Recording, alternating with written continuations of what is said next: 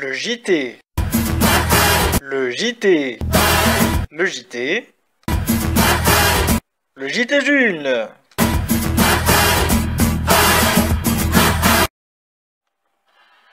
Bonjour à tous. Que vous l'attendiez ou pas, l'épisode 3 du JT Jules arrive avec plusieurs semaines de retard. La faute à une hospitalisation en hôpital psychiatrique. J'espère pouvoir assurer l'épisode 4 le 31 juillet. Mais avant de penser à l'épisode 4, voici le sommaire de l'épisode 3. Tout d'abord, une plongée dans ma dépression. C'est très noir, donc âme sensible, s'abstenir.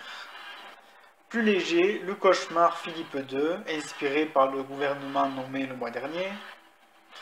J'enchaînerai en vous parlant avec espoir de l'hépatite C. Oui, j'ai bien dit avec espoir.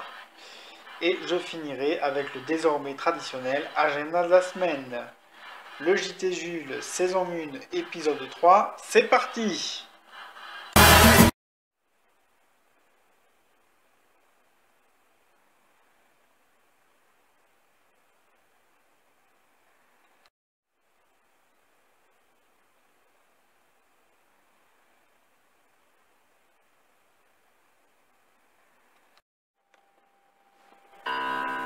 Je suis une particule. Je suis un atome. Un atome cherchant sa molécule. Un parmi les 7 milliards d'atomes. Un atome attendant le crépuscule. Je me lève, je mange, je bois, travaille. Pourquoi suis-je cet automate sans âme? Pourquoi respirer si bas dans mes entrailles un cœur vide, sec et sans âme? Pourquoi ma mère m'a-t-elle donné la vie? Séparait-il une chance, un cadeau? Mais que faire du cadeau de vie? Qu'en faire avant l'éternel repos? Ma vie n'a pas de sens, pas de but. Mais y a-t-il un sens à la vie? Sommes-nous tous des automates sans but? Ou formons-nous tous une harmonie? Je suis hors de l'harmonie de la vie. Une voix discordante, une fausse note. Quelle est ma place dans cette symphonie? Je cherche en vain ma place, ma note. Alors la vie devant soi, pourquoi? Une vie sans rêve, sans envie, à quoi bon? Un avenir, pourquoi? Le monde tournera encore sans ma vie.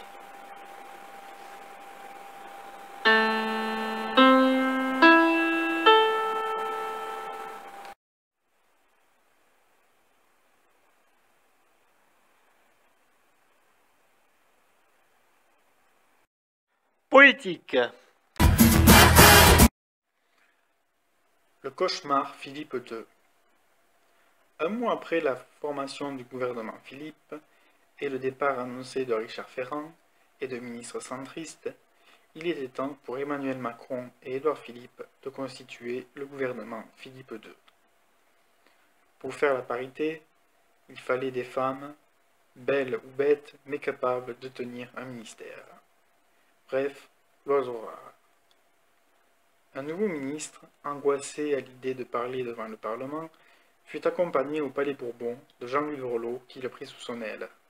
« Casse ta nervosité à la buvette de l'Assemblée » lui conseilla-t-il.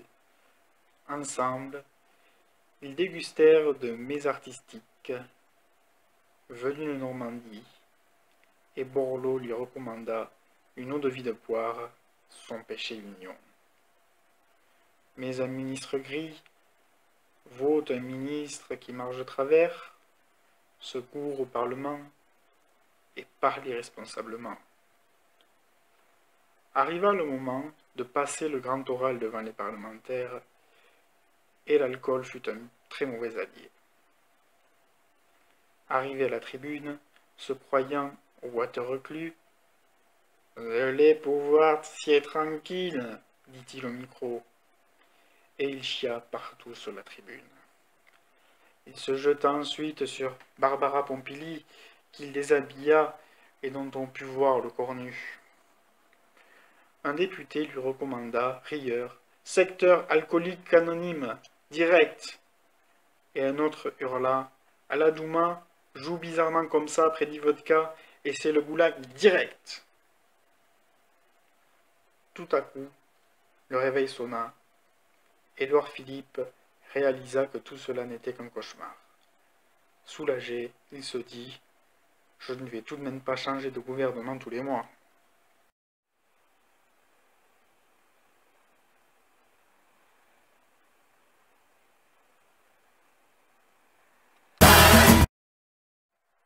Santé. Vendredi 28 juillet sera la journée mondiale contre les hépatites organisée par l'OMS. Vous l'ignorez peut-être, mais il existe un vaccin pour les hépatites A et B, mais pas pour l'hépatite C. La majorité des malades de l'hépatite C sont des toxicomanes qui se contaminent par le partage de matériel d'injection ou de sniff.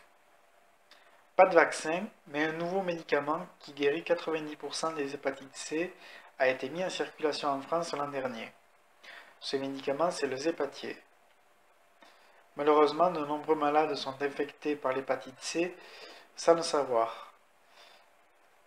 Il serait 75 000 en France, selon SOS Hépatite, qui a lancé une campagne « Savoir, c'est guérir ».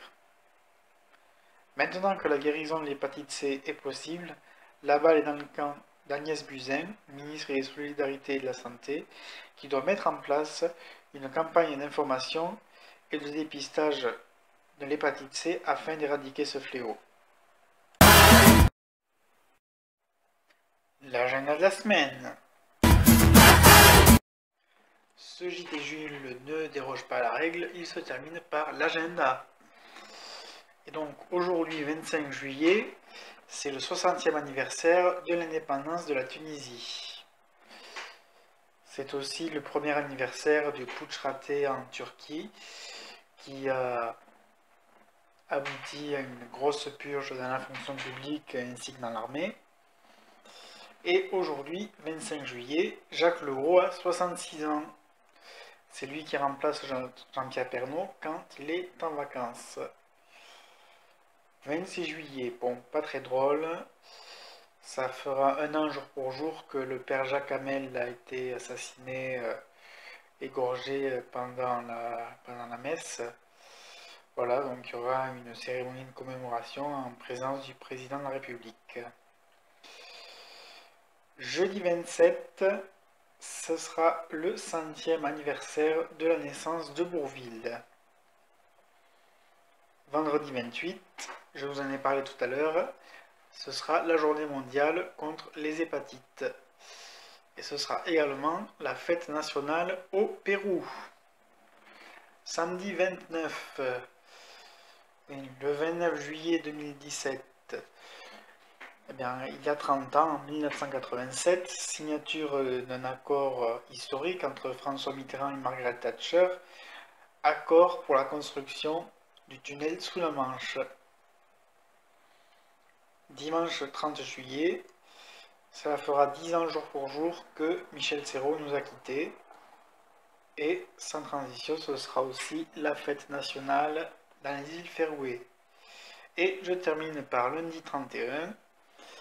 Et ce sera l'anniversaire d'Arnold, j'arrive jamais à le prononcer, d'Arnold Schwarzenegger, Schwarzy si vous préférez, qui aura 70 ans tout rond.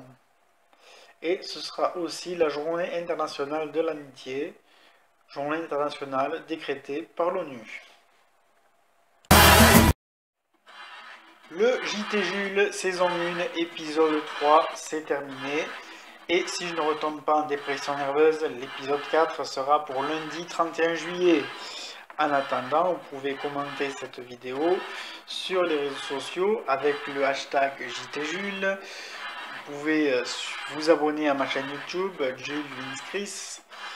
Vous pouvez également consulter mon blog, julesvince.over-blog.com.